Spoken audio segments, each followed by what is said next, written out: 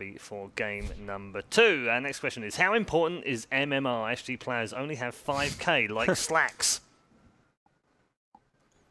How important is MMR? One of their players does. Like, the majority of their core players I think very they're all, high. they're all much higher than that. Yeah, HFN's over 8k. Yeah, exactly. So, I mean, I think he showed it in that game for sure. And both, sorry, I have it written here, Tavo, HFN, and then 4DR, they're all over 7k. So, it's just one player. He happens to be the captain. It shows that you can be doing a lot even without, say, high MMR. We saw Mason even at, I think, TI5, TI4. Have I think in the 4K range. So I mean, people back then had like what 6.5k MMR. It was changed a lot. 7k. That's true. It's changed. It's true. Yeah. It feels like if you're a core player, it's more less that the MMR is important, but more like not being able to get to, like, if you're not 7k MMR and playing core, it maybe does say something.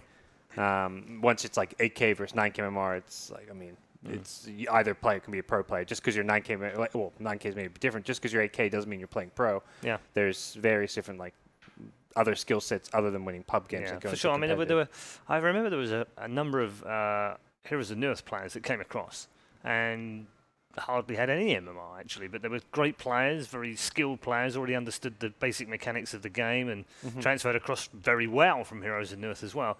Didn't really seem to impact them in terms of their results.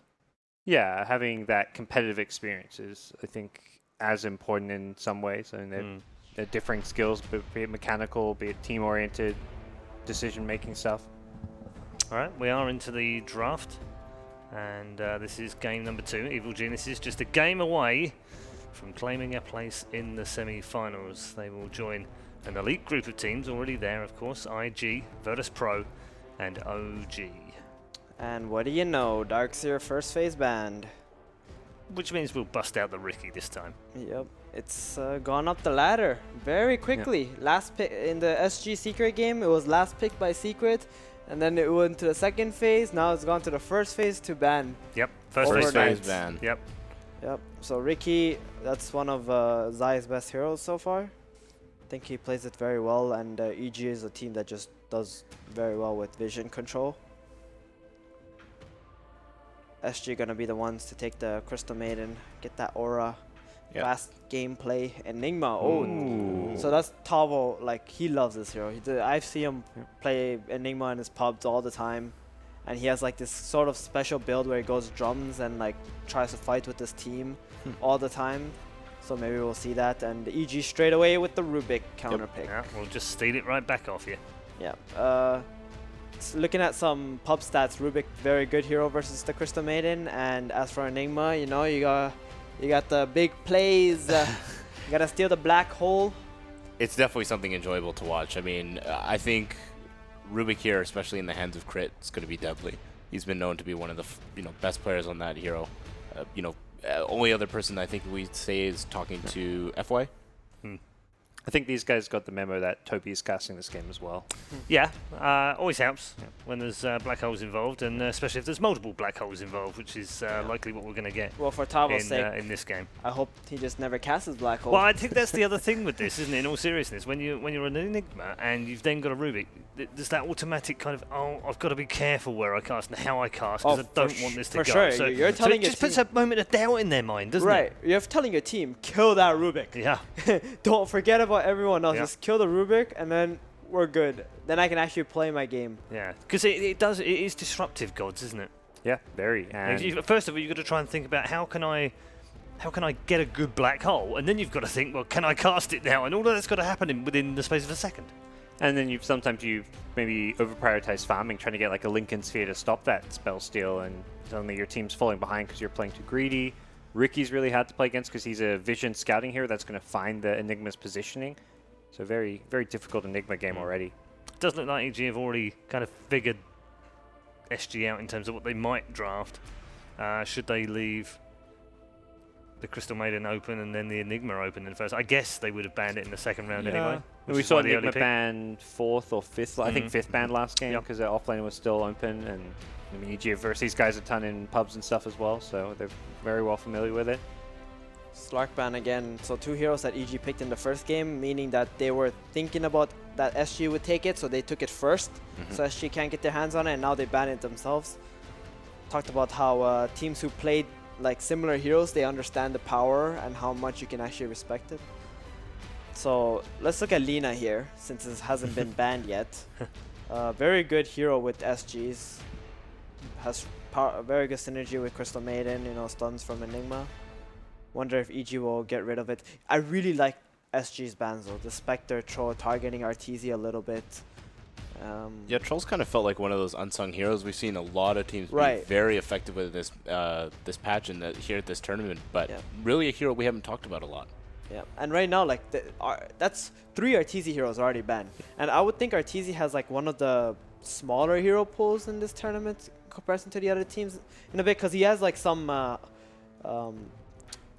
do you say, he repetitions in the heroes that they picked for him. It's been a lot of Spectre, I mean, sure. it's Spectre, Troll, Slark, there have been multiple of these. Clinks he's played a few times, but those are more like the unconventional out there picks, and maybe you want to verse a Clinks, because Clinks is maybe something you verse a lot in NA pubs, and it's also not exactly the strongest hero right now. And one of the big things is that teams look at EG and they look at, you know, maybe the other people, Zai, Crit, Sumail, those are the guys you want to be banning out. Arteezy's been able to get those comfort picks and sort of those heroes that he's going to be able to succeed on. He's played 7 so far at the Kiev Major. Slark 3 times, Troll twice, Spectre twice, Clinks twice, Anti-Mage twice, a Life Stealer and a Jug. So, pretty solid meta picks for him. There's still a few of those available. That Sand King you talked about, still open. And Lina, both. Yeah. Nice Stalker. Okay. Ooh, some vision. Interesting. It's pretty good versus the Ricky. You can always, if you get the gem with the eggs, you can just run around, find this guy. Now Ricky can't really become this moving ward that he's so good at being. And also against the Rubik, now you have some way to control him in the team fight. So you can just pop the silence on the Rubik. Okay, go Enigma. Yeah, you mentioned having his Enigma telling his team to go kill that Rubik. Well, Night Stalker, you don't have to maybe kill him. You can at least bully him away or silence him up. Yeah, and now they have a much stronger timing as well. They understand, like, as soon as nighttime hits, it's good for us to just go 5-man, wrap on towers, try to pressure EG. Yeah, hides a bit of info too. Like, you pick another support, you want to wait to see what cores EG is going, since EG have not revealed any of their cores until this pick here, the Abaddon. Yeah, so the Abaddon, it's not something that we normally see Universe play. But I can see where they're coming from. They want to be able to contest SG's 5-man as well. So during the night, if they do run into an Abaddon, you normally don't really want to do that. Most of the time, you want to like split them up and try to pick off his team instead. Yeah, he's only played it the once here at Kiev Major. Only the second time he'll have played it. He's usually favouring the Nature's Prophet and the Magnus 4 and 3 on those two. Yeah, and definitely we saw those early bans target at least that Nature's Prophet, which has just been a deadly hero in the hands of Universe.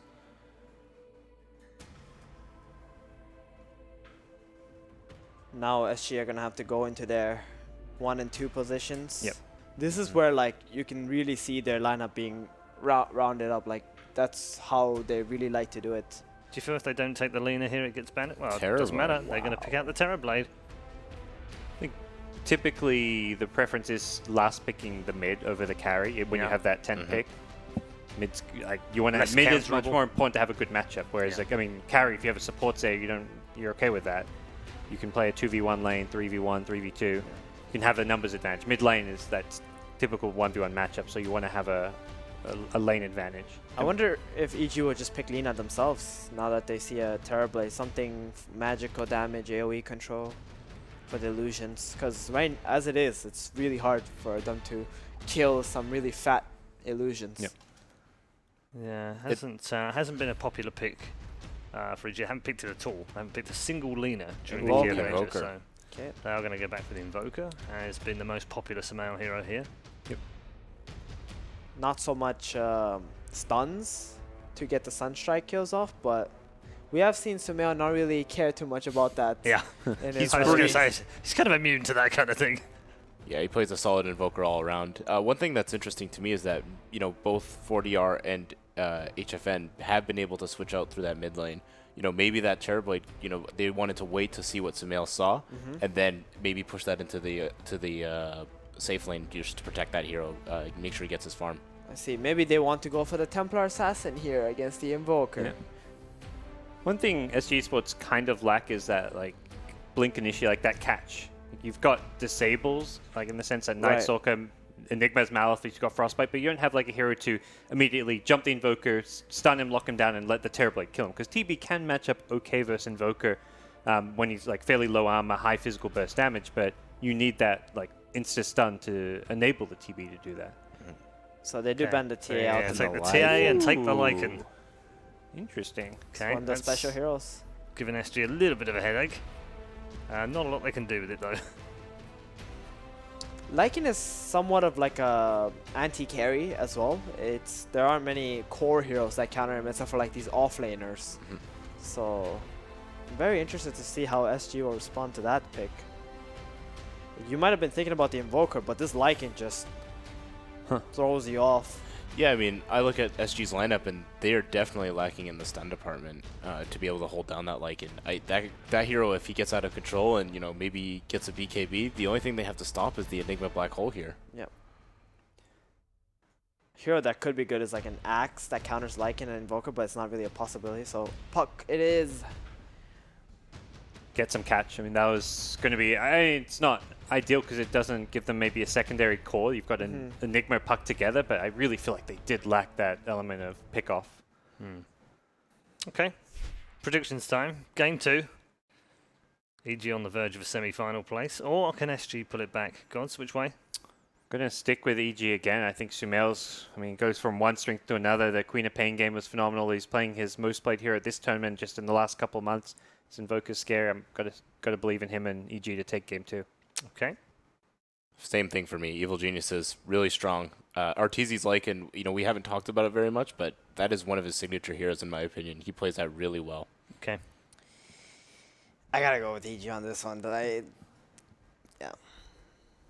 just have the heroes. This Enigma, he can't just freely black hole in this game. It's very hard. They have Lycan for vision.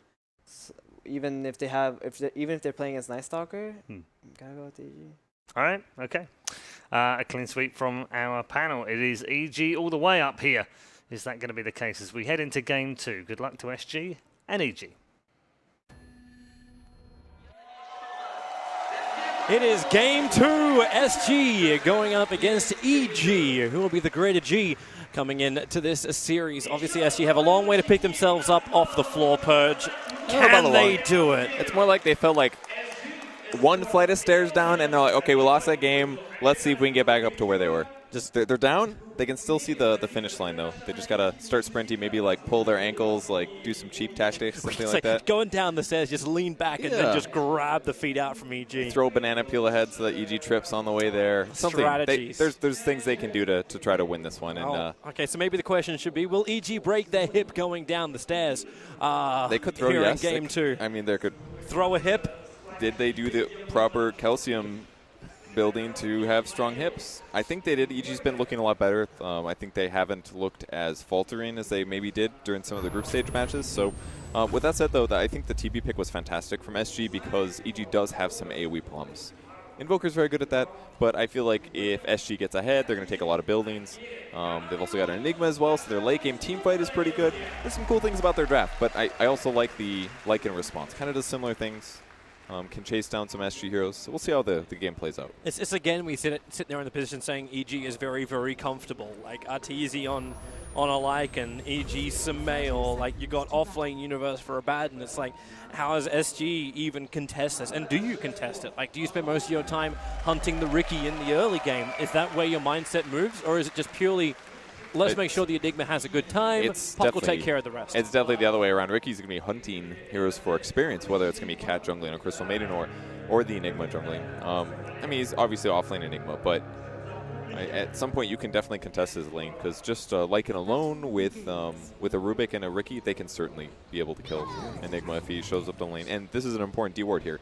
Sentry going down, that's going to guarantee the large camp spawns, which means that Crit's going to be able to control the lane and force Enigma into the jungle, where Zai is therefore going to be able to profit from it. And instantly he's like, all right, I know Enigma's coming, time to take his last hits and briefly wait. He's hanging around for the Kura, I think, unless he's going to, nope, as you said, Observer Ward.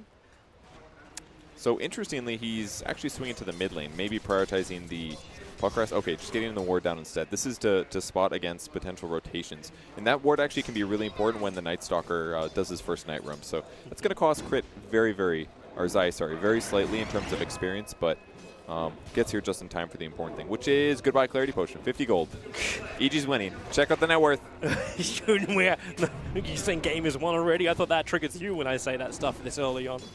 Well, the sentry goes down early, so he will be see Zai approaching, but Zai's still going to be able to sap experience, so ultimately just fine for him. He did you see the courier going? All right, he's going to spot it now 100%. There's this fire trail as well, so what a Sunstrike snipe for that last hit.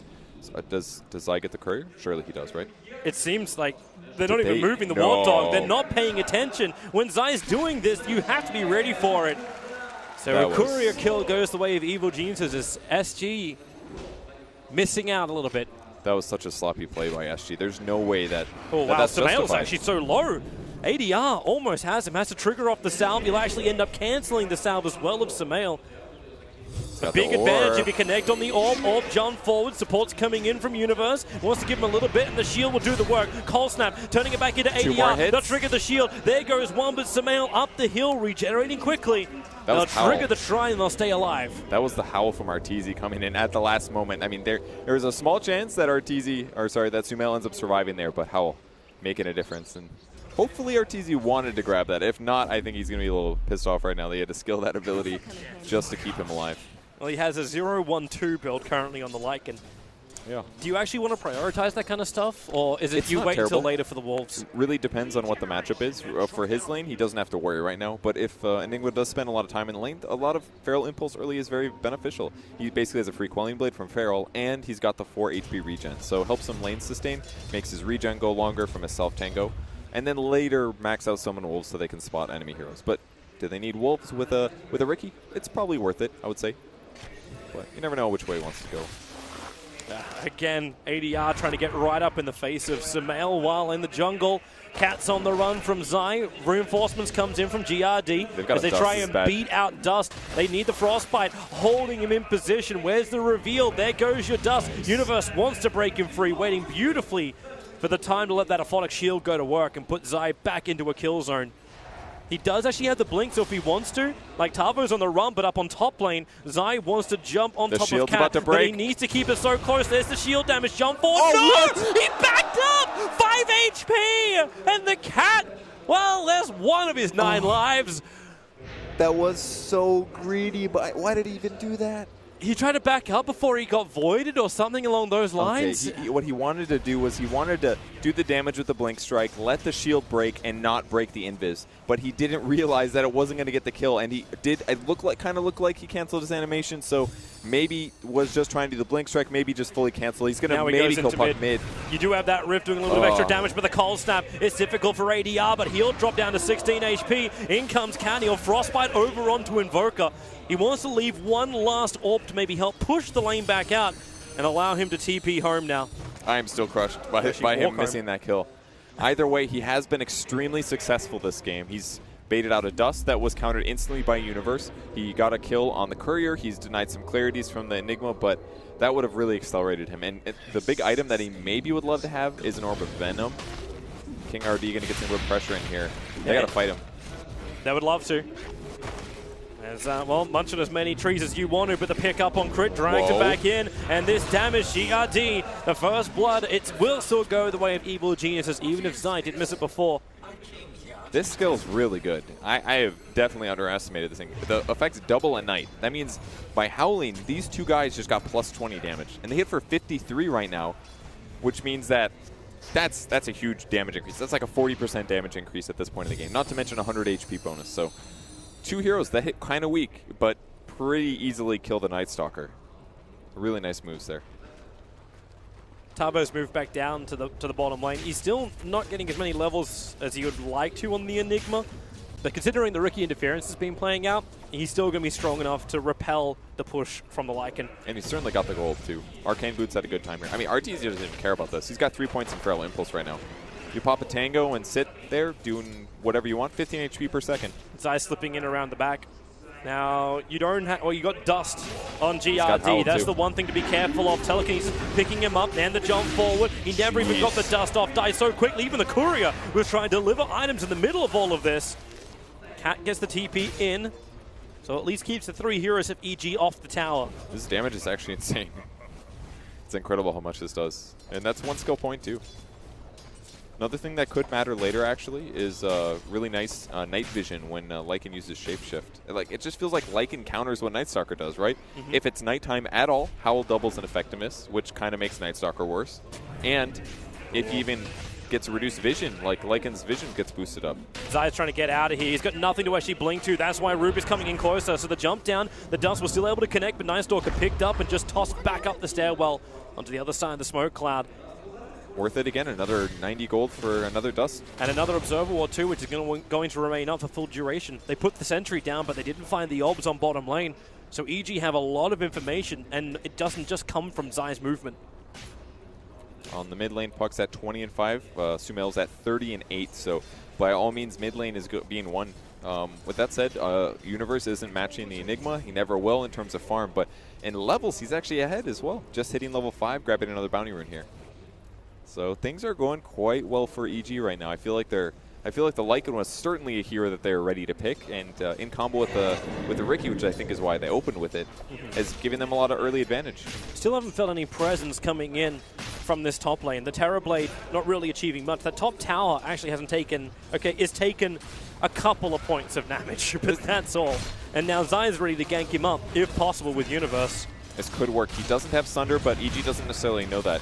They're going to start battling him, take some good damage. He can Metamorphosis, but they're scared right now. Look how they're playing. There's no way the EG feels really confident about this. They're so scared about a Sunder. If they can do enough initial damage and then Zai keeps him inside the smoke screen, Sunstrike, he body blocks him up just a little bit. Now the smoke screen is down, but the combination of abilities just not connecting for Evil Geniuses.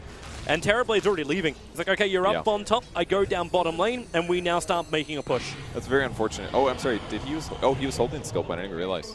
He was ready to Sunder if needed. Jump middle lane. It's the run from Arteezy. I say the jump is more of a pouncing prance from Arteezy to get up to the tier 1 tower. ADR does get the distance on him. And he's just gone. Goodbye. But Terrorblade's now going to take the tier 1 tower on bottom lane. Metamorphosis triggered. They got Enigma right behind him with a lot of conversions. You have GRD come down as well. That's one of the best things about Enigma, actually. That's kind of been undervalued recently by Enigma players. They just don't push towers with their Eidolons, but they do a pretty good amount of damage. They can duplicate up, and in combo with the Terrorblade here, very, very easy tower pressure. So EG finally losing some ground here. And I just think back to that Sunstrike. If Zai didn't block him at the time he did. At first I was confused because he wasn't body blocking, but Cat. He actually got wolf blocked out of that one. Malphus done. Cat's going to get the distance. He wants to turn around and land a Frostbite if it's possible. The Sunstrike, they're waiting for Cat to come back into it. Instead of just going to connect over on Tavo. As Arteezy runs out, the Dire Observer Ward sees a hell of a lot. It'll also allow for ADR just to leg it in with the haste room, but he loops around, realizing the Sumail is on top of the tier 1 tower. He'll need a little bit of help to get this one, but maybe with the speed, nope, he'll jaunt back towards his tower. Just trying to get the Invoker away from it. So on the bright side, the Scoba that Arteezy went for is definitely making him a lot more survivable. I feel like he's been in tons of engagements already, and he still doesn't take that much damage, so heals it back up, going to go for Armlet, a greatly good early fighting build. And I think he's going to be able to take enough damage to SG in the mid game. I feel like he's got the most last hits, but he feels pressurable this game. I don't know if you feel the same way, but between like Smoke Cloud and Cold Snap and even like Rubik Lift, they have the disables absolutely kill him before he gets the Sunder off. But it might make a difference if he goes directly from Dragonlance into the Pike. Then Terrorblade might be able to get enough space to get himself out of the cloud. That's a really good point. That might be something he needs to prioritize. Because the Enigma's not. The Enigma's building drums in this game, and the Crystal Maiden, well, you know she's going to sacrifice herself heavily. Yeah, the drums build is kind of cool. I've gone this before. It just makes your Eidolons attack faster and walk faster and stuff. Could really help go high ground as well. An extra 25% attack speed on TB illusions is fight changing sometimes. But one downside for EG is that Crit's very underleveled. Only level 4 right now. Riki in the same spot, just barely about to hit 4. So the level's not flying out for the supports. And that's what happens actually when you trade safe lanes really quick. You can't just go to the safe lane and start pulling to catch up. It's jungle or nothing, and for CM, for example, that's way easier to do. Yep. as if she can keep it safe around there. Like, being stalked by wolves is not really the happiest place for a Crystal Maiden, and you can see that in the net worth instead. So while they might be a little bit behind in levels, the money for SG supports is lower by almost 1,000. Speaking of net worth, have you noticed Invoker's farm? He's looking good. Hand of Midas at the almost regular time, like it came out just before the 10-minute mark. But I see that queued up Ags, and I'm like, you know what? He practically has that already, right? Let's be real. What's going to happen? Sumail's going to get a bunch of kills. It's going to get Ags fast. Is that really how? It's a prediction? This happens so often that I don't even doubt this. If they can defend the SG push, then yeah, I'll be all for that. But you know, Terrorblade, every time Metamorphosis is going to come off cooldown, they'll use it just like Rasta. Put down the wards, do the push. Ricky, the Dream Call, out of catch out. Zai, secondary sentry is down, so they can see him. So Ricky will fall, and this will allow the very heavy push. Metamorphosis up as well. And Sumail, without that smoke cloud, without that little bit of a front liner, they have to put someone else there. Universe TP's in. He does have that ultimate available. They're looking for that target. There is no Dream Call, and now maybe it is time to back out of there because you have GRD in way too far. The Observer will be taken out, so at least the vision game from EG becomes a little bit more rough. But we find ourselves in a 4v5 situation. Arteezy never arriving. He's making sure he finishes the armor before he joins the fight. Yeah, he didn't even howl there. They felt very comfortable with that defense. It looked a little iffy, though. The tower took a lot of damage. Abaddon's mana was not very big, and it did force his rotation. All kind of because I ended up TPing or getting killed, but still cost 2-3 sentries for SG. They get 1 Observer Ward. They get the Ricky kill. I think that was ultimately really good for EG. They just need to keep delaying those Metamorphosis pushes because he's not going to be able to do that for another 80 seconds. So maybe it's time for EG to get a bit aggressive. Except for its night. Zai's got a target. He'll end up just stealing the bounty rune, so not looking for a kill. There's almost a maxed out Sunstrike for Sumail. They don't have Dust for Zai. Oh, and he's going to get the DD as well. Oh, this is just... Okay, now we might be able to go for it. If you can find the right position for the Sunstrike, then ADR is going to be in trouble. Tavo needs to go in for the black hole, but he can't do it. He was caught inside the smoke screen. Sunstrike went up to the target. Cat trying to force him back out again, triggering Universe's ultimate, but now Arteezy, he knows as a kill, just waiting for him under that tier 1 tower. But Cat gets killed by the dog.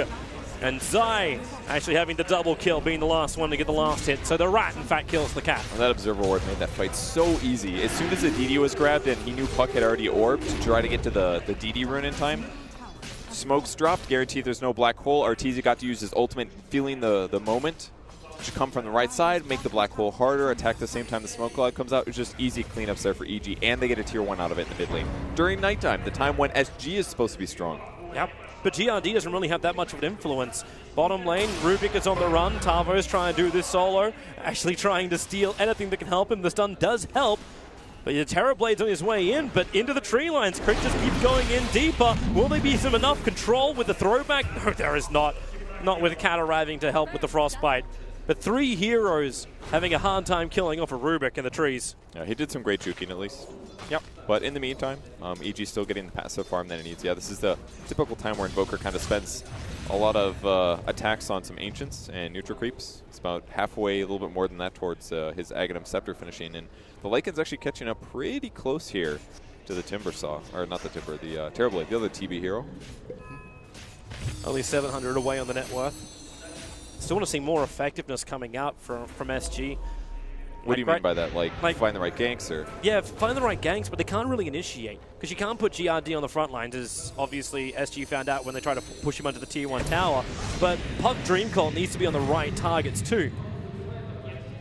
And he used it to kill off the Ricky and then continue to push in the mid-fight. It's very difficult if EG positions correctly. And Zai even at this point is really wrapping from the back. This looks like a decent time to go, but Arteezy's going to have to TP. He's going for it at the shrine. Zai gets spotted. It's bad for him. Yep, quick stuns. They need to kill him off. Not committing anything massive for it. Maybe a little bit of extra mana out from the Night Stalker.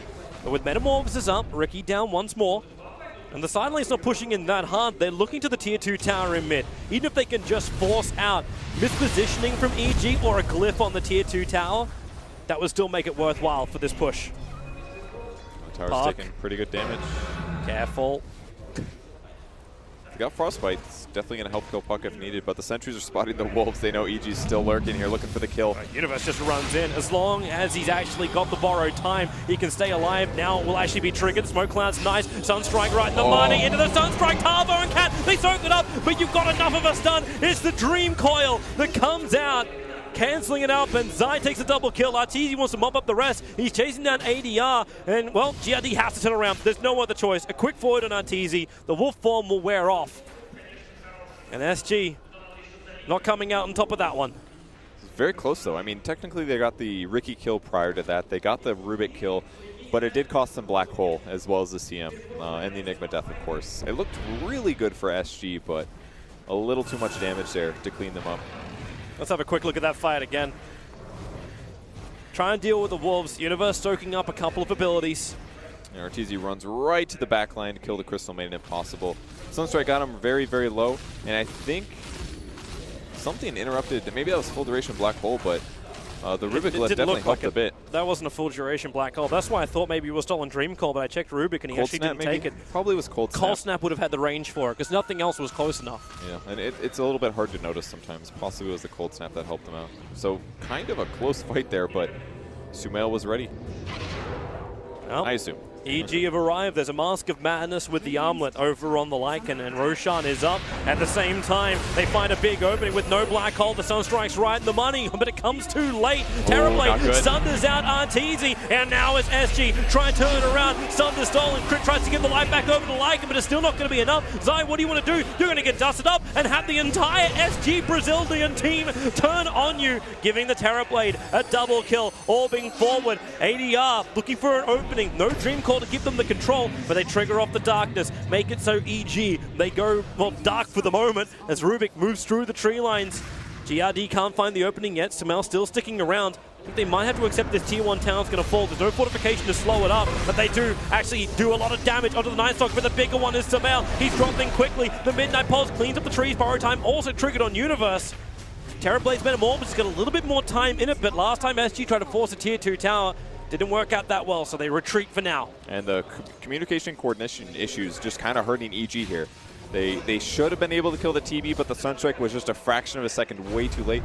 Not way too late, but definitely very close. Comes too late, they don't kill the TB. He gets Sunder off on Lycan. That forces that awful situation. The Sunder from Crit was amazing and definitely helped a lot, but playing around and trying to teamfight around TB's Metamorphosis when you just aren't even close to killing that guy is a dangerous thing, and it happened time and time again. The second time, Sumail looking for the tower defense, but he didn't expect the Night Stalker to still be there, so they split up using their skills on different heroes, and ultimately Sumail's going to feel a little ditch, but once he realizes they split targets, makes a lot of sense why he got killed. EG's on the hunt. They're using the Ricky to scout out. Now you have an Observer Ward down. Crystal Maiden's got 3 sentries, and she just planted it down. Easy vision over on Zai.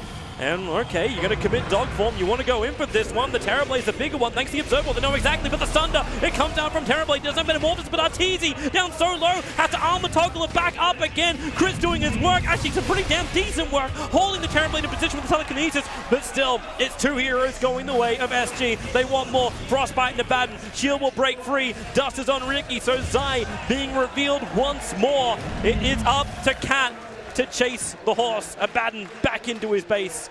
I say base, jungle. Man, EG's lineup is just having so much trouble killing the guy they want to, and they keep trying to kill the Terrorblade at the start, but it's just leaving them vulnerable when the Sunder comes through. They escape or expected the Rubik lift to grab him, throw him back into the smoke cloud perhaps, but Rubik got caught on the backside from the 2 supports who rotated him from the left, and that again puts Arteezy in a bad spot. So it looked good for EG, but these last couple engagements have just been difficult fights to take, and they haven't executed it perfectly. And it seems at the start of every fight, it's SG who keeps finding Zai on the back lines.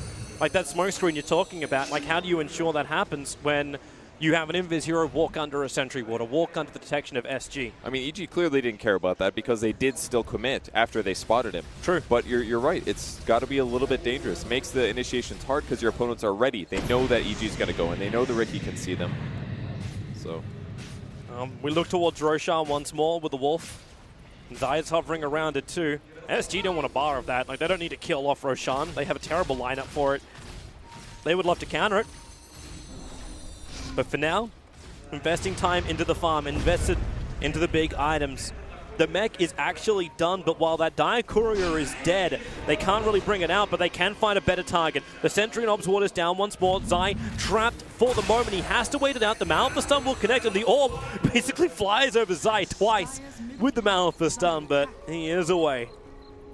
I feel like Puck thinks his ultimate is only working on Ricky this game or something. Every single time it's always going to be Ricky. It's definitely good tries, though. They just didn't feel too comfortable going to the low ground to actually engage and go for the kill. And even still, Terrorblade in the area is what they're most hopeful for. He does end up going for the really fast Hurricane Pike. Good call on that one. It's the item he needs to guarantee that he doesn't get caught under the smoke clouds. So, EG's next plan to deal with this, I think, is give up on killing the Terrorblade first. They've clearly been having issues with it.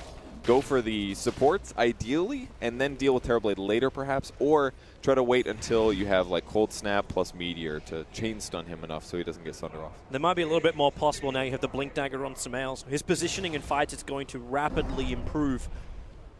And Arteezy's kind of more of a blunt instrument. Like, you just want to have the BKB and you run at him. Just that simple. Movement speed, just charge yourself forward. And he's pretty good for damage, but I'm not entirely sure that he's ready to fully blow up the backline, at least until he gets BKB. Crystal Maiden's the easiest food there is on the map, but some of these other heroes have really good ways to deal with him diving at him. Enigma, Black Hole on the ground, for example. Good money. 220 gold from killing off a wolf. Gotta love Midas.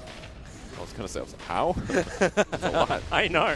So I was looking at it, it's like, they're just beating it down. He's going to commit a void. All right, boom, no, gold. And Night Stalker is working towards his Ags. It's about 3,500 gold away. And Universe going for teamfight items. Just pretty straightforward things as a whole. That Courier's finally delivered the 2 items I was looking for, so the mech as well as Hurricane Pike will be on the heroes of SG. Yeah, the mech kind of an interesting choice with Enigma, but it really is like an early game battle build. It's pretty efficient, but the Midas skip just feels a little wrong to me slightly. He's actually going for a Solar Crest as well, so it's not even like you're looking at like Blink BKB.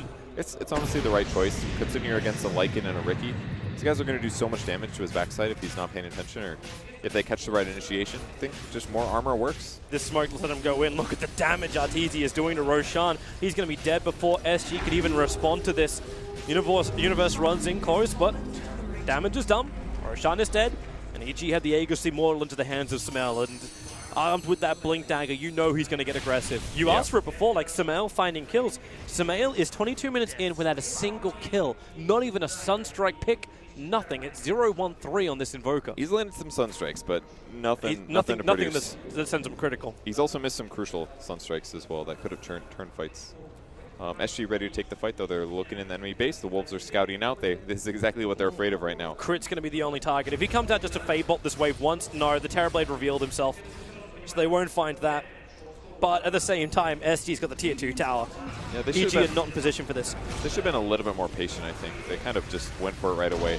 Dust was used actually because the smoke broke. They thought maybe they got the Ricky on the back line. But either way, tower falls. And SG will be back to push out lanes. Still very good ward vision for EG. I like where they've got their wards on the map. It's maybe they reacted correctly to that. But I kind of feel like if SG was just a little bit more patient, it would have been a dead crit. Like you said, I think he would approach, hit the wave. Maybe that allows them to hit the tower a little, force everybody on EG to TP back.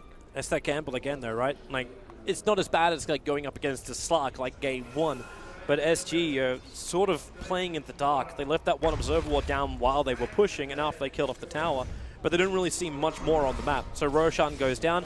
Where did EG move off to? Do they want to take an objective?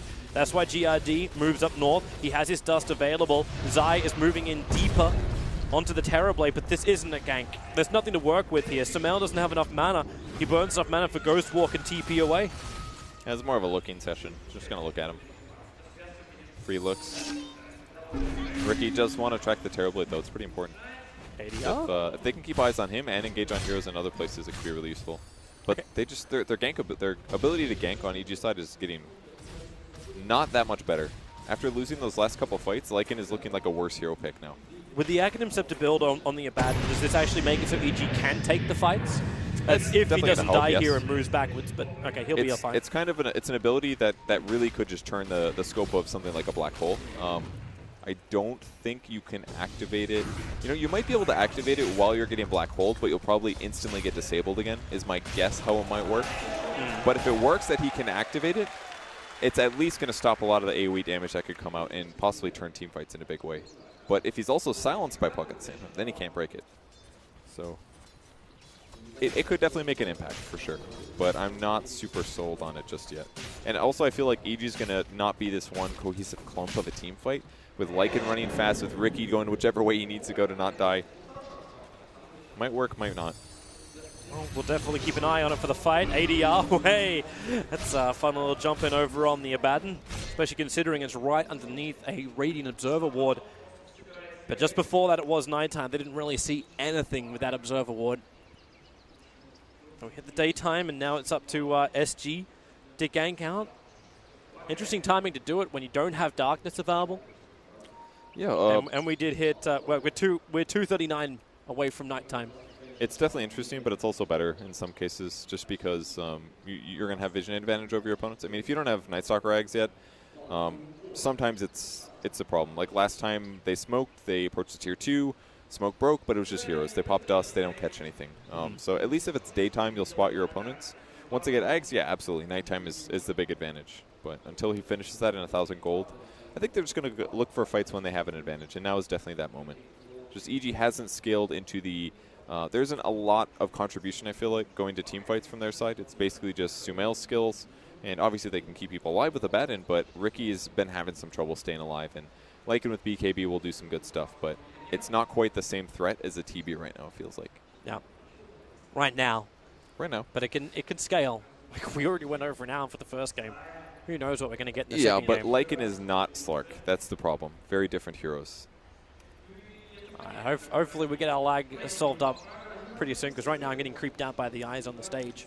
You know, Zion crits, like hero eyes on the portraits. Oh yeah, that's pretty rare. I saw some Don't googly eyes. think we get a camera on it, but it's like the eyes just remain, but the heads move. I was actually looking at Lycan's icon. He's got a sound symbol because he used Mask of Madness. That's freaking me out, actually. I don't know about you. He's muted. Arteezy's muted. How many reports did Arteezy get today? Oh, hopefully none. I need him to give me some more fantasy points this It game. it reminds me of, what was that? The Spirited Away. Yeah, The guy from Spirited Away. very similar. Like when I see that, it just sits there the entire time. You will have to ask the game to be unnamed where Dota came from, because clearly Dota 2 is its own standalone IP. Obviously. Well-crafted, unique abilities and hero names. Yeah. Nothing stolen. Yeah. Gotta love that Lothar's pickup. Careful. Don't say Sobi Mask. Don't you say it. Well, you could always, if you really want the good one, it was the old name of Scythe. Nope. If you really, really want to poke the cauldron. All right. Puck Egg's almost on the way as well. This is going to be really good against Lycan, the ultimate anti-mobility item. So you can either stand in the circle like a leash dog, or you can break it and be stunned for 4.5 seconds of your very limited 18-second ultimate. That's really valuable against Ortiz. But he's got to land it, I think, before BKB, if I'm not mistaken. Yes, or else then he can break free. I believe you're right. I think. Because it says it doesn't pierce spell immunity, which surely means. Yeah. Well, Sumail, the TPs are coming in. They want the opening. And it's going to be Tavo on the run and being burnt down by Sumail. He didn't even need help for that one. There we go. First kill, right? He's on the board. It took 26 minutes, but finally Sumail is not on a duck. He was going to get one eventually. We all know that. So finally they get a kill. That's a big one too. No black hole for 30. You can buy back. But now it's still bought space for everyone else. So you kill off the Enigma, fantastic, but that Aghanim is done on the puck. Yeah. You are getting Night Stalker close towards his Aghanim Scepter, now sitting 700 gold away from that. Crystal Maiden might be the sacrificial lamb at this point, sitting at 1.8k net worth, 26 minutes in. 3,000 behind the Ricky. It's a sad life. It's very reminiscent of what Cat's been doing so far, though. I think he had when he was playing Warlock yesterday, a very similar situation. Like, they're owning, they're winning the game, and I look over, brown boots. What? Where's your wand, your force staff? He just buys all of the wards, it seems, for his team. Dust triggers. They found Zai. He's going to trick to the trade. Doesn't remove the dust, but it buys him time to blink himself down to Universe. Oh, they might ulti this. Oh, he could have caught 4, but he can't see them all. Oh, if he does, like, if he still finds them running away. Like, there's an Observer. Now, the Sentry Ward got dewarded.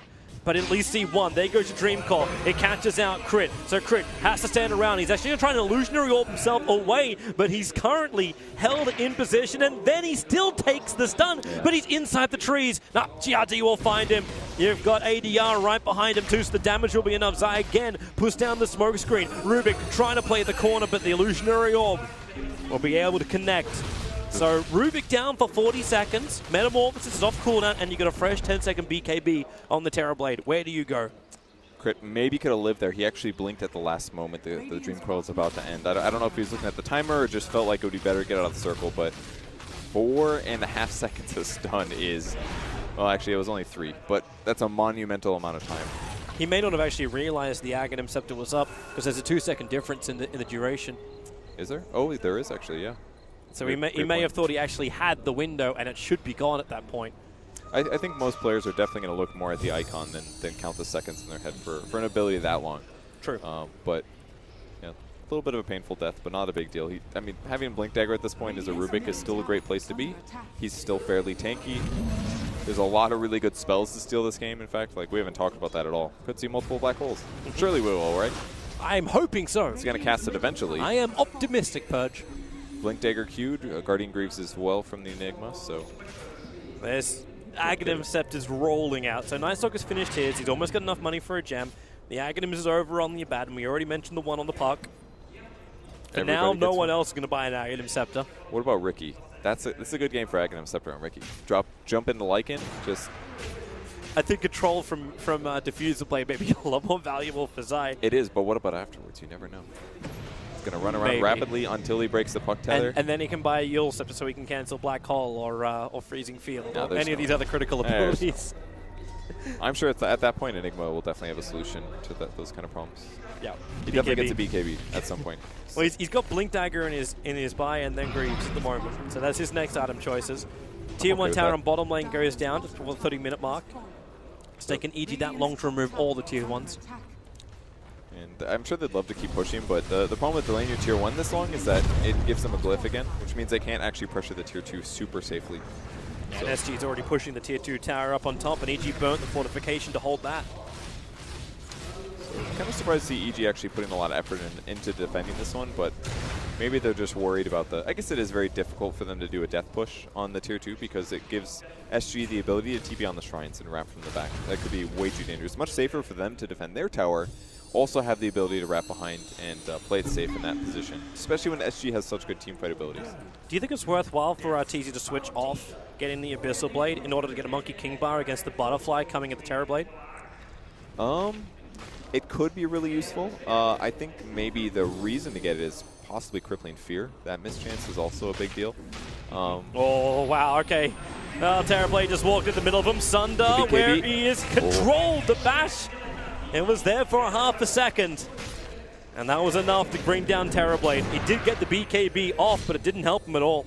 Popped that instantly. He was already at 40%. Very rapid death there. And honestly, even if he gets a Sunder off, I think he maybe still goes down there. It would have been close. Probably would have taken a couple tornadoes, but in the long run, maybe gets it. GRD needs to run closer to that normal warding position. It was SG that abused this Observer ward for a large period of time in Game 1. He just ran straight past it while having an Ags and Gem during nighttime. Oh, Cat's the dream for him, here. but Zai's going to come in close. Cat is out too far. What can you even do to help him? Absolutely nothing. Universe swings, cleaves, and gets the last one. And all Puck can do is do a little bit of chip damage against the EG lineup. But there's 2 heroes down for SG. And that's going to be 2 towers, actually. RTZ hitting the bottom one, getting me some sweet Sumail's coming for the kill. He actually went to the top lane. He'll hit the Tornado over on Tavo. And with the Cold Snap coming off cooldown, EMP burn. He's lost the vision of Tavo in the tree line, but now he'll find it again. Linker Sphere triggered. What are you going to do? Try and Black Hole in the middle of all of this? Sunstrike's on the money, and Enigma will fall. Sumail does it solo. And if Enigma actually had a Blink Dagger there, he could have just juked in the trees long enough to get out, but his item build has made him tanky, but not against magic damage. Sumail is really the counter against him this game. And just EG outmaneuvering SG in the last couple of minutes, getting 2 Tier 2s, tons of kills. That's easy. Chase. Okay, he triggered dog form, but then just runs away. Not looking for the fight. He actually did do it. He moved off BKB to finish the MKB now. Okay. But again, this Observer Ward was able to see so much more until the darkness was triggered. and it doesn't see Jack. And I think EG did want to go in there. It's just there was a bit of a disengage, and at that point, it's not worth sprinting across the map just to go high ground. And it's a pretty low cooldown anyway, 60 seconds at this point in the game. We'll see if Lycan does go for the cooldown reduction or the evasion. Evasion's really valuable this game, actually. It's going to be a hard choice. I suppose that'll be the last item though to try and counter it from Terrorblade if he does notice it. Like getting something like an MKB onto the Terrorblade. That's actually one of the nicest things about an evasion value of that low. It's there, but is it worth buying a whole MKB for it that does nothing for your illusions other than True Strike? Well, you still want to have a damage dealing item, right, as your last thing. So what would be better? Well, I think he'll probably still do it just because of the Rookie Smoke Cloud. That's most likely the thing that's going to reflect it. Because Smoke Cloud obviously giving way too much. With that said, he's also got BKB. I don't know, maybe you won't even notice. RTZ could just go cooldown, honestly. He just goes MKB and then into Refresher Roll. This game seems to be able to last long enough for both of those items. On a TB? Yeah. I'm just saying. I do not buy the Refresher when you got that Sunder talent at 25. Oh, very true. I was actually thinking of it for the Metamorphosis. Have it for the fight and then for the push. Nah. Just combine them, no problem. Take a fight outside their base, win the fight, easy, take the racks. Who needs Refresher? Scotty's probably this last item. Maybe. Doesn't work so well against Lycan. Well, watch it closely. The Courier flying right over the top of the EG Spoke maneuvering, and they're coming down south. It was ADR who was pushing it out, and now he comes home. The man being so greedy. Like, poor Cat sitting at level 12, and he's taking the tomes to push up to level 25. That's because he's about to bankroll this team, man.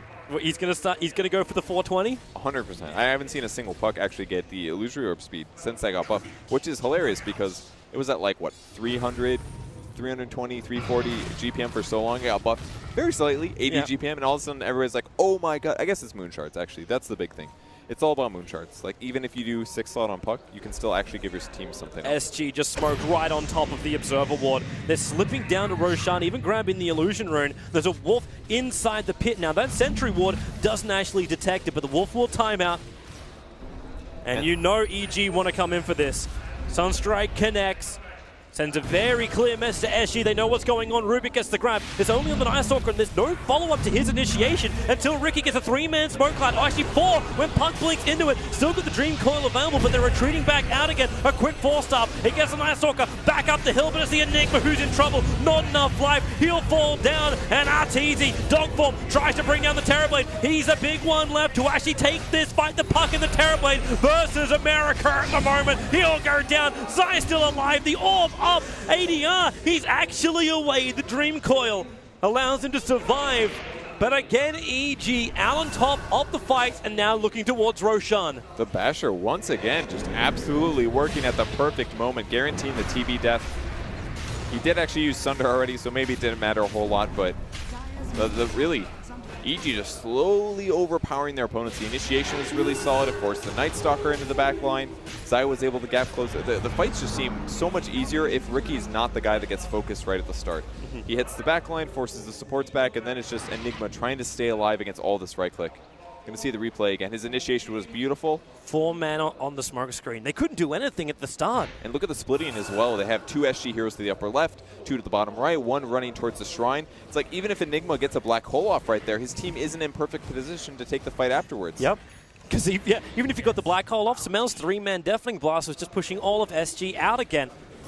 EG's positioning, EG's timing and combination of abilities are just looking so good in Game 2. Arteezy looking slightly happier about that one. Almost every single clip we've seen of him so far was small mistake and a little bit of frustration, but I think Cat still looks confident here. They lost that fight, but they can still take a win here. Yep. You still look for the big abilities. EG haven't gone inside the base. The worst thing for SG is losing a fight outside the base and then letting Lycan rip apart your racks. But if you can take the fight, you've got the Blink Dagger on the Enigma, you find that opening, you find the lockdown, and you find a fight on your terms. So far, everything has been on the terms of EG. And they're still pushing across the map. Enigma still has Black Hole. Definitely a very different build on him. 120 GPM was his pick here without the Midas. Second BKB's up. It's over on Park, but trouble in the middle lane. BKB has to be triggered by the Terrorblade. That's down to 7 seconds of duration. Samel goes a long way in. Now the question is, does ADR really want to go for this? He has a Dream Call, but it's over on Arteezy. A long way back. Sunstrike's not going to connect anything. Cat's on the run. Tavo turns around for his own stun, but he's in the midst of the fight. Blink Dagger will get him a little bit further away as Cat gets dragged in, and he just starts letting it go. Very short timing because Cold Snap cancels it. Both teams poking and prodding and looking for a weakness, but so far, all they get is a small amount of blood drained from each side. So they back up once again, push the lanes out. SG has to play pretty safe until they get Black King Bar up again, but at least they didn't use Metamorphosis. They still were fishing for black holes, but very wise got out of there. The only person who was dancing on the edge of death was Crystal Maiden. He lives as well. Bracer kept him alive, And definitely. Zai's actually stalking the Night Stalker, which is hilarious considering Zai's carrying the gem that was actually ripped from the cold dead claws of this Night Stalker. More help has to be there. ADR's trying to do something, but the Riki does so much damage. Another diffusal blade charge. The BKB has to phase shift and then get away. Deafening Blast, he waited out just long enough, and in comes Zai, but where's your detection? Zai starts his TP on the other side of the tree line, but they just can't see him. It was a crazy fight. In the meantime, actually, at the start of that, the TV was trying to kill Crit here in the mid lane, and Universe barely got there in time to save him. He very almost went down, which is why that fight was so weird. It seemed like it was half the players, and they just couldn't clean up exactly who they needed. I think a lot of SG has to be grouped. It's the same problem as we saw in the Roche fight. If they're not in the same place, getting the black hole and the important heroes with the TB doing the right clicks at the right time, it's not going to work out. And that puts a lot of advantage towards EG because they're doing such a good job to split things up, make it difficult for SG to do that grouping. Sumel's actually in a bad position now. He's troubled for slots. This is his bad position. Octarine really sitting tough. in the backpack while he's holding onto an Aegis. Octarine, not so good, guys. Yeah. He does need the Lincolns, though. He's got to worry about, the Night Stalker silence is the big one. He could potentially just switch out his boots, but their movement speed's going to be pretty... He does exactly what he does. That's what he's got to blink for. Yep, that's your movement speed. Just get good positioning from the very start. Jump in, looks for the tornado. Actually does get the cold snap on the real Terrorblade. Sunstrike's not going to be able to connect. And Tavo is trying to prepare inside the tree line. Sunstrike didn't reveal him, and in fact, he doesn't feel confident enough anyway. Blinks away just in case. They do have the ward on the high ground at least, so they can see the wraparound potential. But EG's just going to spread out super hard. Such a defensive sentry ward too. Don't let him come in close. Sumail trying to tank a lot of it with that Aegis the Immortal. He knows he's the frontline tank with 2.6k in the life. Can't get caught out by any major abilities, or if he does, if it is a major one from SG, he won't care. He'll come back to life again. Even Lotus Orb to protect him. Sunstrike connects. ADR down to half life. And they're going to back off a little bit. If it's like in hitting buildings, it's just a little bit too dangerous because melee range, way more out of position. So they'll just do some split push here. Yeah, they don't feel very safe trying to go high ground. It's just so dangerous. They get just a little too grouped, Enigma gets a kill. If the two heroes group for a heal because they go on one guy, could be a Puck ult that leads into Enigma black hole. Look at Puck as well with his quick buy. I don't know if you mentioned it yet, but he's got Refresher Orb queued up. Okay. And he's just burning through every tome there is.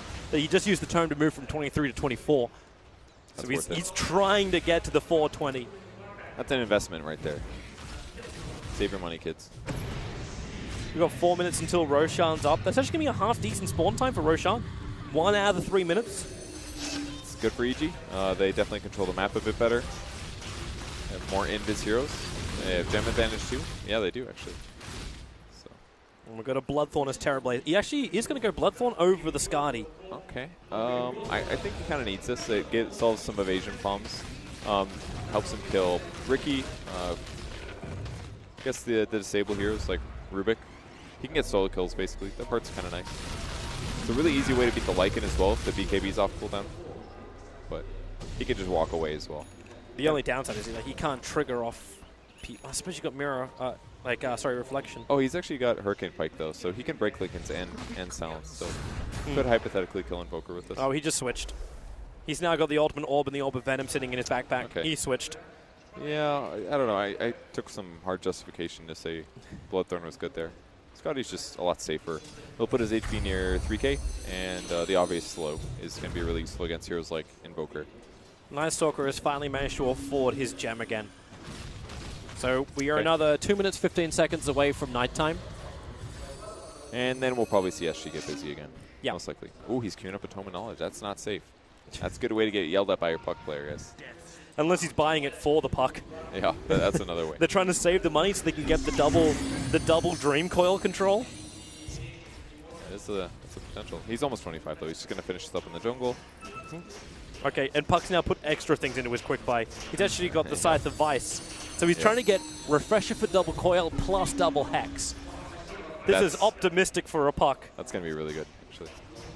They're going to delay this game a long, long time. I suppose you do have a Terrorblade, but it's a Terrorblade without BTs. Like, it's a Terrorblade who went treads. So split push isn't really the greatest thing here from SG. The conversions do help with that, however. It's something the Enigma is capable of doing for his team. And with a Puck having BTs, he's doing the same thing. But it's not obviously the... I mean, it's a great aspect for Terrorblade is split pushing lanes, but I don't think they really want to get that far from the base anyways. Wait until EG comes to you. Buy it and they will come. Like, is this field of Brazil? It's just very dangerous. Like, they have enough mobile heroes. They've got a little bit of BOT. I mean, they've got tons of stuns. Way more single target disable than SG has. SG's got Black Hole, but past that, they're not going to be able to guaranteed lock down somebody for 4 seconds, 5 seconds. Whereas on the other side, they've got Rubik Glyph, they've got whatever they steal. They got an Abyssal Blade on Lycan. Invoker spells. These next fights are going to be fun. Almost everybody has buyback. Nightstalker and Crystal Main, the only ones short of it. And the wards are gone. There's only one aggressive one down from EG next to the Dire Shrine and up on top lane, so 2. I like that word. It's really good. We'll spot him leaving the base, and the hero that may not go up there is probably Nightstalker, actually, because he's going to be the one pushing lane, or not pushing lanes, but looking to scout. The one that pushes lanes is going to be up in that lane. He just lost his nighttime vision again, too. So it's back up in 10 seconds. 10 whole seconds of terror. Critical time. What's that like to be scared of the daytime? What do you think?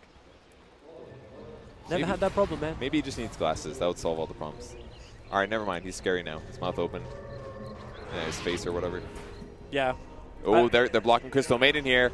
Wait for it. The Wolf is doing the work. The jump forward and Sunstrike. Hey! His first Sunstrike kill. Good for him. 5 kills now on Sumail. Rack it and stack him. Roshan's about to spawn. Like, he's really, really close. So you just lost your Crystal Maiden. If GLD actually runs down far enough, he doesn't have to go that far to check for Roshan, but he's up in 1 second, and the perfect timing from Sumail. Second Sunstrike in the last couple of seconds. He's able to see Roshan, but SG also have that information, and he's looking. He's checking every single possible cliff to work out what's going on. But Artie's got so much vision too. He actually went for the plus, actually did he do it? No, he went for the plus 15% shapeshift duration. Yeah, that one's I thought I saw the pop-up show the opposite. The Wolves is great. Like, 4 Wolves is amazing. You can spread them across the map, and surely RTs, you can handle that, but basically doubling your shapeshift duration, you don't pass this up. 33 seconds out of 60 is amazing. The only downside is if you die with Aegis or you have to buy back. Then it's still going to be on cooldown for a long time. So he's got to be a little careful in these fights. Net worth continuing here for the TB. Currently in the lead, just barely surpassing Sumail. But he's pretty much 6-slotted, so... Yep. It's the money into the support items now, which is probably going to be the other critical thing to look for. Like, yeah, we can look for the Puck. He has finished up the Refresher Orb, comes out in the Courier now. Still a little bit off having his... Look at the gold income. You just sit on the Puck, and it's just ticking like a casino machine. How big is the jackpot? It's very static, actually. It's very predictable. It will grow. Bit by bit until someone hits the mother load. It's like a pension or something like that. Maybe how I describe it. You're just watching EG, your 4K? EG looking for their team fight now. Zai gonna lead, and Rubik as well. Oh, they've got a great vision. They got great vision. They see him. Terrorblade just picked up a double damage rune, however, so this may work for their advantage. The blink down, here comes a tornado, catching out the Crystal Maiden, but the Dream Call, catching huge Black Hole, stolen! He actually got a Rubik and silence up. He can't let the Black Hole go just now. Do they have enough for this? You are losing the Rubik. It is SG coming out on top. Universe is the last man standing, and he's been put down. He just hit it. Salvo, the genius. That was insane. Welcome to the Buyback Central, EG. Come back to life again if you want to keep your base. Brazil's about to plant a flag. He reacted so fast, but they did clump on the cliff. If SG would have just sat on the low ground, they would have had a better opportunity to spread out, but EG walked right into that. And like you pointed out, they were able to stop Crit from getting the reverse Black Hole. No way to stop it at that point. And no ultimate even for Lycan if he buys back. They've almost got the tower down.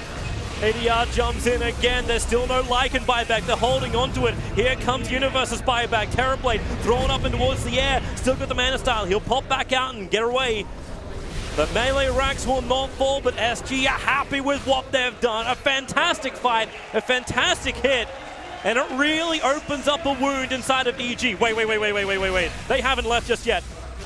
There's still the Dream Call. Their BKBs are back up again. They see Zai coming out. They're assuming they're going to go for Roshan. So the Dream Call's on the back line with the silence to Tornado. It connects nicely over on the puck. He won't Dream Call back in again. And Cat is the man being chased. They still are trying to kill off Roshan. Down to 50%. Tornado will fly in, but SG's already got outside of the pit.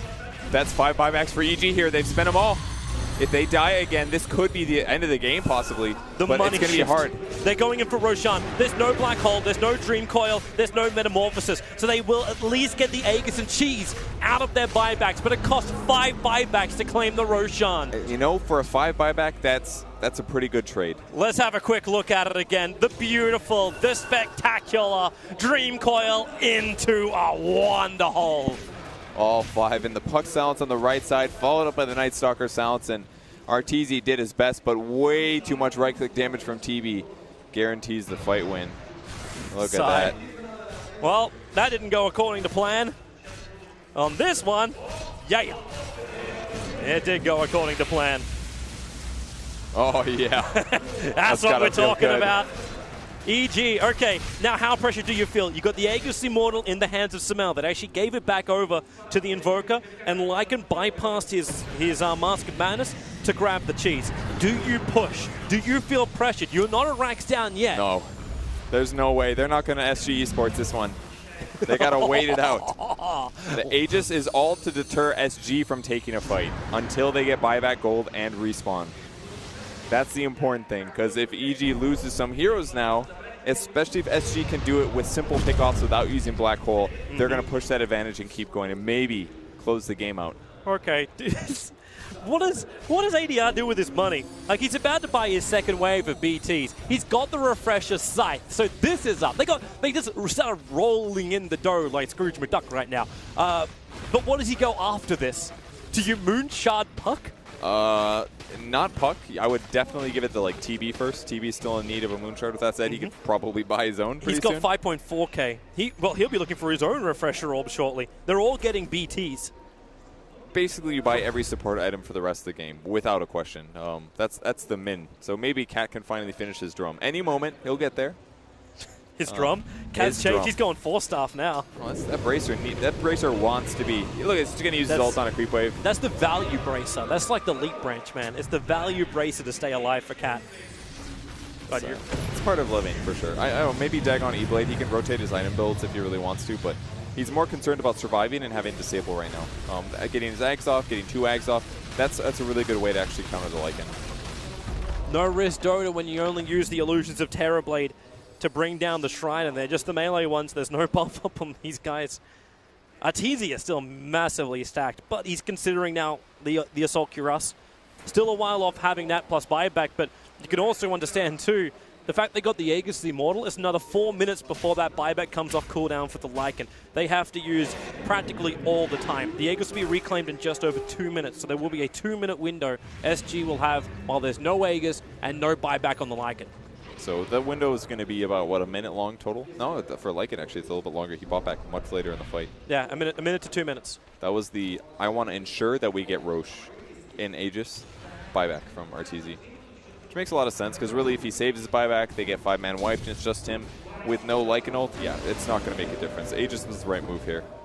But can SG hit the timing? I'm sure the EG is just going to sit in their base during that 1 minute period. They do not want this game to end like that. But when you buy back that many times, it definitely affects your overall gold advantage. 4th BKB is up. It's over on the Night Stalker flying on the Courier. So he'll have his immunity at full 10 seconds. Obviously, you're down to 5 seconds for the Terrorblade. And he's actually finishing up his 2nd level of BTs. They all want to do this one hero TP jump in, if it's possible. But that damage sounds so sick. Yeah. Very crunchy, right? Here come the drums, here come the drums. So BOT's 2 is going to give him really good ability to just pick off solo heroes. Puck can basically facilitate that, walk around by himself, get the Blink Hex when they're anticipating it, and TP heroes in at the same time. Surprised that actually, like with all these BTs being picked up, you put Tavo on the bottom lane. Mr. Black Hole, who's looking at a Lincoln Sphere, so he only wants to have one Black Hole work. But it does stop the Rubik from instantly grabbing and stealing his Black Hole. Yeah, and that's pretty much the only way it gets interrupted, right? Nothing else is going to stop it unless he can steal a spell that. Unless he's also sitting breaks. right on the edge that Lycan can run around and Abyssal Blade him. That's the only other way. I don't think that works. Unless that's the move. Aether Lens on Lycan. Abyssal Blade from 200 more units away. No, there's no way. Yeah. That's not the play. It's Enigma not standing in the middle of his own Black Hole. That's the only way it works for a Lycan. I don't even know if that works. My range might be too much. I'd have to test it. But he's certainly going to keep getting more and more farmed here. Not the same as what we normally expect from an Enigma. And by skipping the cooldown reduction perk instead of the gold one, he's not going to have that like 80-second Black Hole with Refresher Orb thing that S4 likes showing off. But his build has still been pretty effective. And he's going to continue trying to farm those items. I'm sure he wishes Puck could buy stuff for him, but his farm trajectory has not really been the same as some of the other heroes. But he's actually getting close to Lycan even. He's only 6,000 gold behind. I'm actually waiting for the gold per minute for fine. Puck to jump. I don't think the talent affects it. He's sitting at 701 gold per minute on the Puck. Maybe it's so fast that it offsets the lack of farm he got before the talent was in the game for him. Who knows? Just a fun little thing. The Terror Blade is also approaching 1,000 gold per minute. That's actually pretty incredible. Because the money is just rolling in. Now he doesn't have the same 420. Like everything he's getting is just from the farm, be the players, heroes, whatever, and creeps. Just straight up hard work, right? Yep. He does it the old-fashioned way. Would you say hard work and dedication? I would say hard work and dedication. Ooh, Tornado does spot out Terrorblade. One small piece of information for EG as they sit in their base, buy back up for RTZ in about 35 seconds. But Enigma now has that Lincoln Sphere coming on the Courier, and straight into the quick buy goes the Refresher. So this team fight, like the AoE control which is going to come in from SG, it looks unstoppable. And on top of that, going this late into the game with so many items on the field, you know that you're just asking the question, can EG get the vision advantage to even take a fight when you're up against the Night Stalker? I mean, I'm sure that they can. It's just going to take some careful wards. And against a gem, that's also difficult. And I'm sure RTZ wishes he could just permanently be in shapeshift and offset some of that. Wolves are helping too. It's basically forcing SG to roam around and look for them and kill them. Well, they're trying. They're not finding anything, so they just keep pushing in the lanes instead. They got 2 dead wolves just now, believe it or not. Critical moment. It helps, but still safely pushing side lanes. Yeah, the amount of money which is actually coming into Samael now, it's also, like he's got both the Shivas and a Refresher Orb just sitting in his inventory. I'm wondering what even the, like what he swaps the Shivas out for. Like, I understand the Refresher Orb sitting there. Well, you don't want to swap it for so BKB. When you burn your BKB, then you trigger then you put the Shivas in. Well, you technically want to do pop BKB, swap the Refresher in for an item, pop Refresher, then you pop the BKB again, swap the Refresher and the BKB out, swap and Shiva, something like that. Something only I can't even play Invoker the regular way, and this guy is going to swap items on top of that. It's insane. He's probably going to make it seem effortless as well. It's like, yeah, so this is exactly what I did. Like even if EG do lose the fight, I'd still love to see, or if EG do win the fight, I'd love to see the timing, the player perspective of Samael. Zai's on the hunt. They actually triggered RTZ's form. They're looking for the Enigma. Enigma's just pushing at the lane. Blink Dagger, 1 second. He's got it. He'll blink away. RTZ's trying to keep up. Can't even get him though. I mean, he's got Lincoln Sphere. It's going to stop the Abyssal Blade. But you had the Blink Dagger with the fresh blink over on Ricky with Diffusal. It may have been enough to catch him. Yeah, maybe. They did use ultimately the Lycan ult to try to get vision. It's one good advantage. Actually, it doesn't even work during Night Stalker nighttime. It still reduces his vision. That's tough. That's a hard dog life. Now, when Lycan's in the darkness and he uses his ultimate, is it heard by the enemy team? A Tree Falls question. Any idea? I feel like you don't if it's in darkness. We don't know. That's clear. Yeah, we don't. I'm not the mechanic boy. That's right. It's mine. I failed. Yeah, I don't play you. carries that much. Teach me Dota, Perch. Teach me Dota. Well, Lycan is one of my randoms, I must say. I random him very often. But don't know that one. So, yeah, SG just playing safe here. Continuing to farm up. I think they feel like they're getting a pretty favorable lead. We're queuing up some Moon Shards. 8,000 gold for the Puck. Anybody gotten one yet? Still no Moonshards. This is the greediest Puck I think I've ever seen. He's got that perk for like 15 minutes. He bought an AC, like, so he can switch his BTs out for the Assault Cuirass, so he's at least That's got a Shivas, but yeah. that. Sorry, Shivas. No, he's had that actually. It was for the Refresher, I think. Was Yeah, his you're first right. Purchase. BOT's 2 and the Refresher. He spent 7,000 gold on I himself. clicked on Terrorblade. It was Terrorblade who has the Assault Cuirass sitting inside of his inventory. So you can switch those out for his BTs. All right. That makes sense. 40 armor is definitely not enough. But yeah, seriously, you got a surplus of 6.8k gold. Buy something. Unless he's considering... No. We don't have to go into Rapier territory. That's not the move this game. It That is isn't. definitely not the move. Give the Moonshard. Lycan is probably the one who only really benefits from getting that Rapier. I could see it really work out for Night Stalker, actually. Here we go. ADR. He's going to buy the Moonshard now. I thought they're clapping because... No, the Russian commentators just said, congratulations, he's going to buy a Moonshard, and he consumed it himself. Okay. Of course. The dragons are greedy. Well, obviously dragons are meant to hoard their gold. That's what a dragon does. Oh, did he buy 2, though? No, I He think bought one. TB bought his own or something because he's got one now, too. Does he? Okay. I suppose Terrorblade has more money. He's sitting at 9.2k gold on the Terrorblade. Please, let your Crystal Maiden get the last hits, guys. Is it worth actually switching out Manta now? I don't think that's very safe. I mean, I guess there's no Orchid on the enemy team, so perhaps you could opt for it, but the amount of damage that you get just by using it with Metamorphosis is amazing. Can EG get the initiation? Run They Terrorblade, the blink forward, the 4-star. It'll get him back Cat. into home, into safety. Cat just in time with... Just kidding, that was King RD. But if that... the 58-minute 4-staff first item, just in time, saves the game. Amazing! Critical save. No, it's the Bracer. The Bracer making the impact. All right. So here comes SG smoked up the jump forward. They're the ones to find the opening. It'll be Crit being brought down. 4-star up. Loso won't protect him. 73 seconds without buyback. And this is when Roshan is available. This is the first Roshan, and I don't know how long that SG get to take themselves. Unless EG want to do something spectacular. This is maybe the hill to try to die on. It's kind of hard to say. But they've got buybacks on the other ones. It's just so difficult for them to get in there. If they make mistakes, it's just black hole. The Night Stalker's the buffer. You can't get in. Yeah. You got no vision, and EG, like, SG know they have no vision. Yeah, they're not going to bother.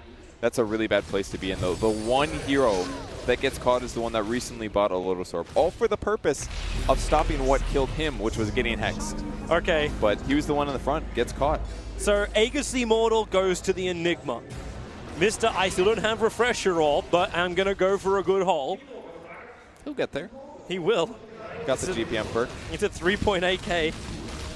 Negative 40 seconds respawn time. Here's a bigger question. Do we actually see, for like, at least it'll be the first time for my competitive casting of a match, the 8+ demonic conversion Eidolons go for the full-out push with the conversions? You know, this actually might be a game for it. It's not, normally but it it's might terrible be. because it gives so much money, but right now, that may not even matter. He's still not going to do it, but...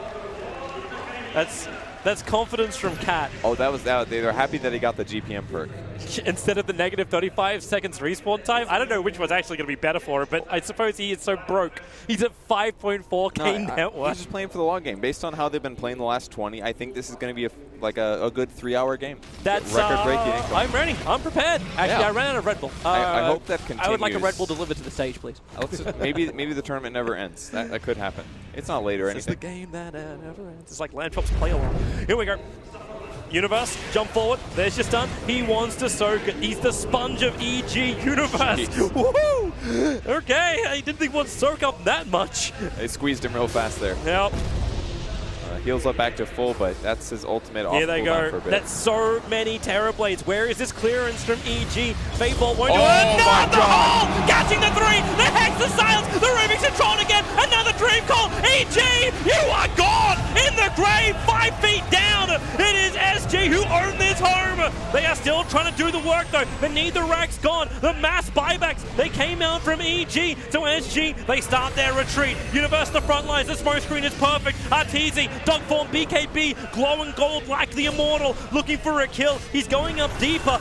Meanwhile, the Night Stalker on the back lines gets picked off, but they found the big one. It's the Terrorblade. Sun is available, but the Sun's the control of the smoke screen. They hold him there, and now Tarvo, he's the fresh meat on the plate. EG, you may have gone down, but as zombies, they are a formidable army. The Sunstrike connects. Tarvo Tavo will fall. He is all alone with no friends. And now it's up to EG to force the buybacks over on SG if it's possible. It's going the other way around. EG was able to chase him down as she needed to get out of the base as soon as they all bought back. I don't think they were expecting to get cleaned up so hard, but with Lycan's speed, boy, did they get there fast. But only one buyback, actually, from the Dire team. That's Not all they a had to safe do. place. It is still the TB, but that guy is really hard to kill with Sunder and BKB. It's Killer Puck. Dagon, Refresher, Killer Puck. Let's have a quick look at this fight again. They all felt so safe spread around the barracks, but Tavo saw the team fight here, and he catches 3. And again, on the backline, disabling the Rubik. Man, ADR has been right on the money for those hits. The Dream Call follow-ups, the perfect silence. Crit has just been covered like a hot rash. SG know how to get all over him. And now EG, again, do you face the timer? There's no Aegis Immortal to make SG wonder about taking the fight. And SG have a lot in the arsenal. They got 310 Refresher Orbs on Enigma, Puck, and Terrorblade. So the question is, I mean, I feel like EG just has to play passive again. They're almost 35k net worth behind. Yep. But it still very heavily comes down to the black hole. I mean, SG's damage output is Terrorblade and Puck, I guess. Yep. But it's very refresher based. It's not very like I right click and kill everybody. So despite being that far behind in net worth, EG can still win fights. So with that said, because they're so down on buybacks, even with the net worth deficiency, I think they have to play safe again. I think we're going to sit here for 6 more minutes. Well, I'm okay with that. Wait for the next big hole, the double hole if possible next time. And SG, they're moving forward. They're going into the Radiant side. And they know what they want. They want the mid lane. That push came in from SG, but they weren't able to bring down the melee racks. They weren't able to give any kind of momentum to the lanes just yet. And this is what SG need to achieve. Metamorphosis. This is the critical thing. How much damage can he do with all of that under the cover? So they trigger it now. Get the illusions up and running. Universe, you were the sponge last time. How do you approach it this time? Zai staying in close. Crit gets the lift over on the Terrorblade. The EMP, they want to burn the mana on him, but the Four Staffs actually get him out of range in time. So there's still a lot of mana on that Terrorblade. Melee Racked is falling quickly. The illusions are doing the work. Universe again knows he has to be the frontliner. He has to bring the attention of SG towards himself. They're just poking. If they can get one kill here, it's going to break just the uphill defense, but EG's doing everything they can to slow them down, and as Terrorblade's Metamorphosis falls off, they may go passive. They could also try to force it with Black Hole. They've got Refresher as well. This is probably one of their best shots to take the game here. You look for that double Black Hole, Tavo.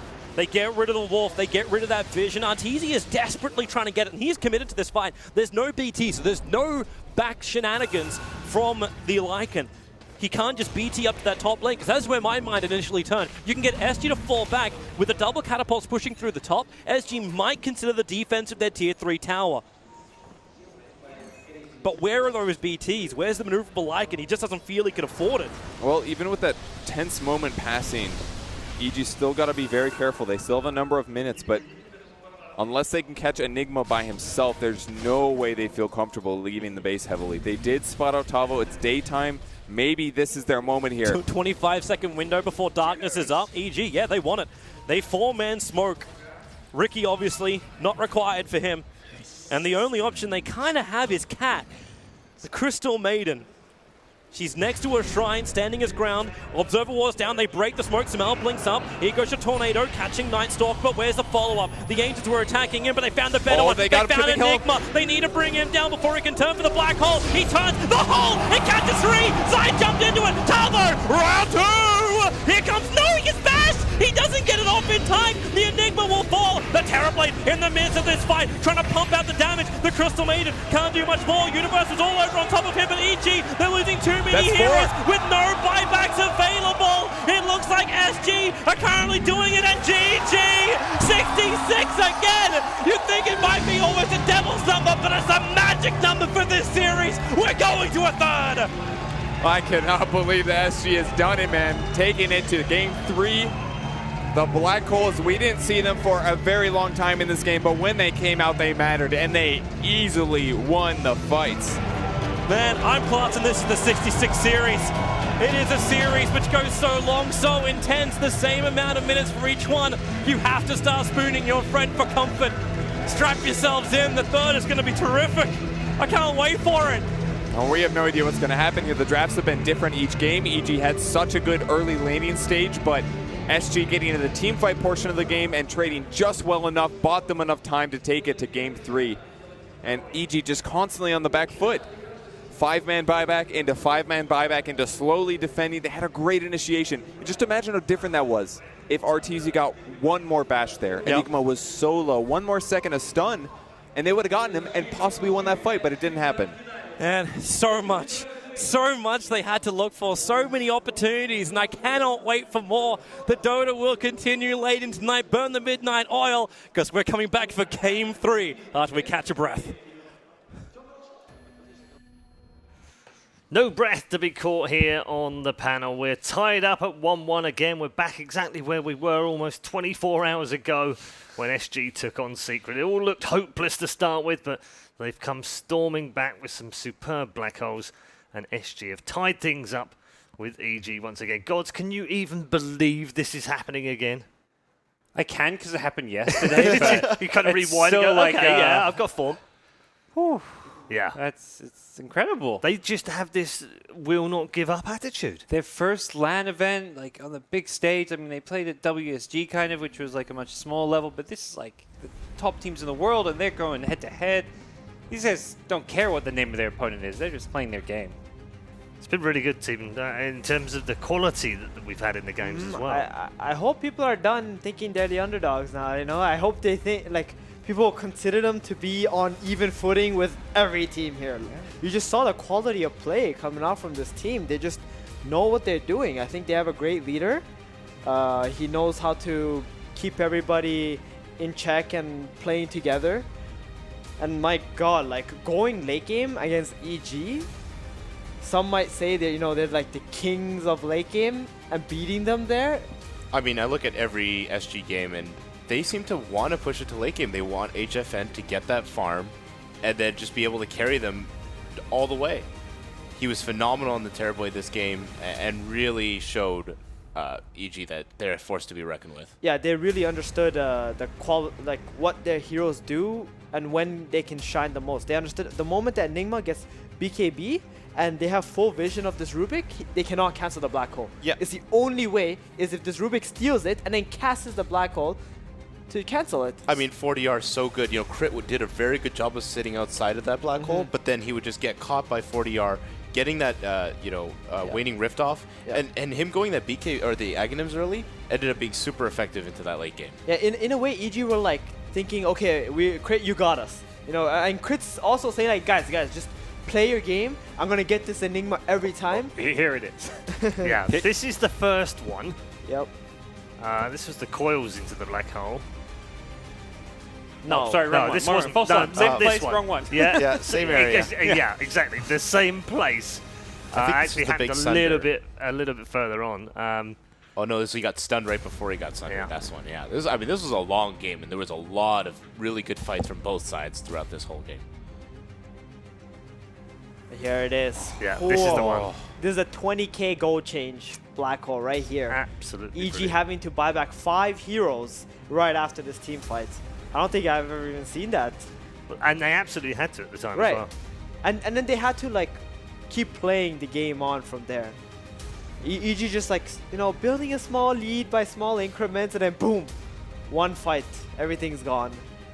I mean, Tavo, this game was just amazing. Yeah. I think, you know, we talk about the S4 Enigma, but Tavo, this one right here where he caught the 3 just on the edge. They were all on the edge as well. Phenomenal. Yeah. Yeah, his sanking was absurd, and now his Enigma just topped even that off. And it was great because in addition to the good black holes gods, he also had to play around that Rubik as well. It made it very tough. You know, you had to play around the Rubik. You had to play around the Vision. You have Lyke and Wolf scouting. This was a little bit unlucky actually, because that was the first one, and then there was supposed to be. No. I think he used He the used refresher before he cast he? the Yeah, whole okay. So his black hole wasn't up yet. It was maybe Right. like 10, 20 seconds away. So he popped the refresher just to give him one hole. So Yeah. he's like, I'm going to die. This is the key fight. Yeah. They have no buybacks. This is our moment to win the game. No, that was like brilliant. moves by him. And just getting crit just on the tip there, made sure he wasn't going to get stolen. Like I said, this team is playing together so well, like crazy against a team like Evil Geniuses. You're absolutely right. There's no way we cannot be underestimating this team anymore. Right. What I was gonna say was their game, like the decision making is like flawless. I thought. I mean, For I the like most their part, like itemization this game. I like their decision making. They took good fights. They had a really solid game. I love that in that winning moment they showed them on the camera. They celebrate, then half second after celebrating, they're looking at you like one more. Like you could almost like read it on their lips, like, and they're just saying it. They're all putting out one finger, like we got to win one more game. That we haven't won this series yet. Taking one game off EG, that's not enough. This is about winning the series, getting to the semifinals. Yeah, you can see the graph. It reads for glory as far as SG Esports and Brazilian Dota 2 is concerned, because that is a winning game graph from the Brazilians. They took this one with 39,310 net worth advantage, and it took 66 minutes and 35 seconds. The first game was 66 minutes and 46 seconds. So they did this one slightly faster. And they were losing for like the first 47 minutes of that graph there, and then bam. MVP? Who do we like? Tavo. Tavo, because of the black holes. Sure. We bow to Tavo. We're bowing to Tavo now. Bow Has to he got? Tavo. Enigma MVP every single time. Is he reached God status yet? Are we doing the Yeah, I mean, T-God. T-God? T-God. The real T-God right there. I'm sure he'll enjoy that when he watches that back on the VOD. And congratulations to him. Congrats to SG as well. They do tie things up. This is not going to be a simple day for any of these teams today, is it? All 4 series in this quarterfinal have gone to 3 games. That's crazy. This entire major has been that way. We've had, I think, 3 2-0s only out of like 12 I think you could be right. best of 3s in the main event so far. So. Yep, just the 3. VGJ beating DC, EG beating Thunderbirds, and Virtus Pro beating IG Vitality 2-0. And that's that. That's it. The only games that have gone 2-0 in the entire knockout stage. This might be one of the closest Valve events ever. I mean, the teams are so close with each other now. It feels to me like they're all at 99%, and then it's just who can grind out an extra 0.1% or a 0.2% to make them better in a certain game. Right. It's incredible. We are going to move on, of course, to our third game of the night. I guess we sort of preview it a little bit before they come. They're obviously going to have a break and then get ready for the third game. Gods, what are you suggesting here for SG? What do they go backstage and talk about now and then head into game 3? I don't know. I think it's one of those things you're just going to believe and trust in your team. I don't know how much there is to.